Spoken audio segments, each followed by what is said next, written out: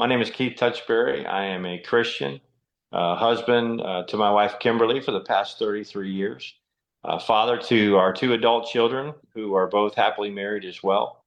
I am a lifelong leader and a lifelong public servant. I've worn a uniform since I was 17 years old, either in service to our nation or as a law enforcement officer in Indian River County. I spent 25 years with the Vero Beach Police Department, left there as a captain and second in command to become the police chief in Fellsmere in 2013.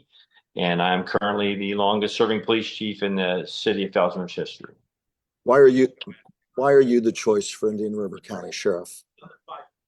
So, as a 35-year veteran of law enforcement here in Indian River County, I can tell you that we have a long-standing relationship with our sheriff's office, the people who work there, and a long-standing understanding, if you will, about the culture of our sheriff's office. And it's been since 2008 since anyone came in from the outside to lead that organization. And it's really time that we did that.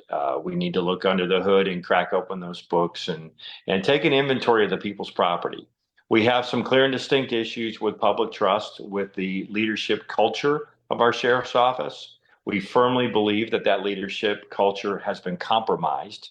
How And as a so? result, well, it's been compromised because there are things that have happened between members of that organization, where now, as a result, the decisions that they make are not fairly, impartially, and consistently applied when it comes to making promotions, lateral transfer decisions, or even discipline, termination, retaining people that perhaps should be let go, as opposed to just demoting them and transferring them. And this has resulted in a lack of public trust among our community. It's resulted in a lack of public trust with our municipal law enforcement organizations. And that stems from the fact that many, and I'll preface this by saying there are many good men and women who work at our sheriff's office, both civilian and sworn. But there is a culture among all others who work there that your city is in our county, and that means that a deputy sheriff can go anywhere they want and do whatever they want, and not, work with the municipal police departments, not deconflict when they should, when they're going to go and conduct high-risk search warrants. The best example I can give you, there are just a few municipalities in Indian River County. The city of Sebastian Police Department, during this sheriff's term, dispatched their officers to investigate men with guns running into a house. So off they went, only to get a phone call from our sheriff's office to say that, hey, that's us. We're serving a search warrant with a high risk search warrant team. And the witness who called this in couldn't even determine that they were law enforcement officers. So I say, you know what? You have the presence of mind to make a phone call. Or, I'm sorry, you have the presence of mind to monitor the radio, but you don't have the foresight to work with them in advance. And that's just not how professional law enforcement organizations are supposed to work together. We've Just seen this from my 35-year tenure in Indian River County, and it's time it changed. talk about specific changes you'll make in terms of internally and externally. How do you see the biggest trends that you need to combat to make the community safer? Speak to the constituents on both counts. Absolutely. So internally, like I said, there are so many good men and women who currently work there. They have a lot of good programs that are successful. And the old saying goes, if it's not broke, don't fix it. But what we need to do is transform that organizational culture internally so they're better public servants, that they have more of a guardian mindset versus a warrior mindset. They have a very much crime control attitude when it comes to enforcing the law. That's not to say that we don't go out and fight crime in certain ways that law enforcement is empowered to, but there are members of that organization who feel that they need to curtail their pursuit policy and go back to where it was with forcible felonies only and not just chasing things for infractions. And this feeling is shared among a lot of people who work there. What are So we're going to also work on developing the members of the organization, have a career plan in place for them, and also work on a retirement plan for them. So how can we transition you out of law enforcement? We're going to look at a crime control model system that will help reduce crime and enhance our quality of life through data-driven practices and so many other things.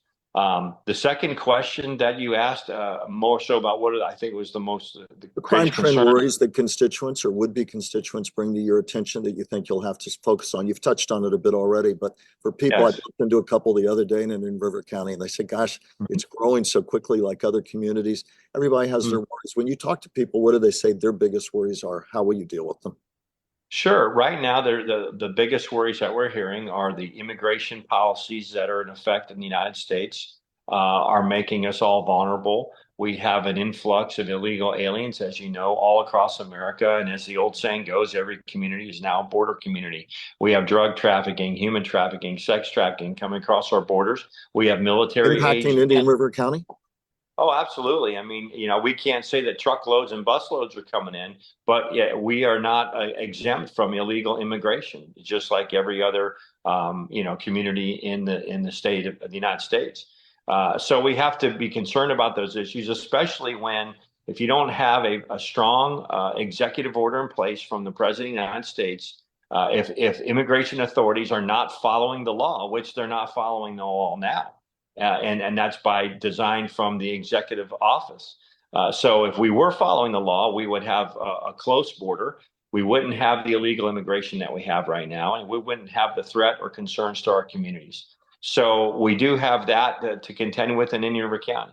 We also have the drug problems in our county, just like everyone else. You've probably seen the news about the recent drug stuff that's happening down in Palm Beach County. We expect that to work its way up here. Sir, So we have to be mindful of that as well.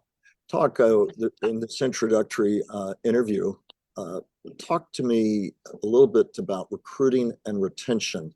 Hmm. I think manpower is where you need it to be. Recruiting and retention is an issue regionally, nationally. What are your concerns there? How will you deal with that? That in an ever-growing community, you have the people, the resources, and the support, should you be elected from the county, for the budget you'll need. Absolutely. I think first and foremost, Florida law enforcement agencies enjoy high levels of public trust throughout the state. And that's because we have we are a rule by law state. We have a lot of good laws in place to protect Floridians. And the majority of law enforcement officers in the state of Florida have done everything they can to be worthy of the public trust. So we do have high levels of trust generally across the state of Florida. That's not to say that we don't have issues or problems. What was the rest of your Recruiting question? and retention. Is manpower where it needs to be? How do you get the money to make sure that you can recruit and retain?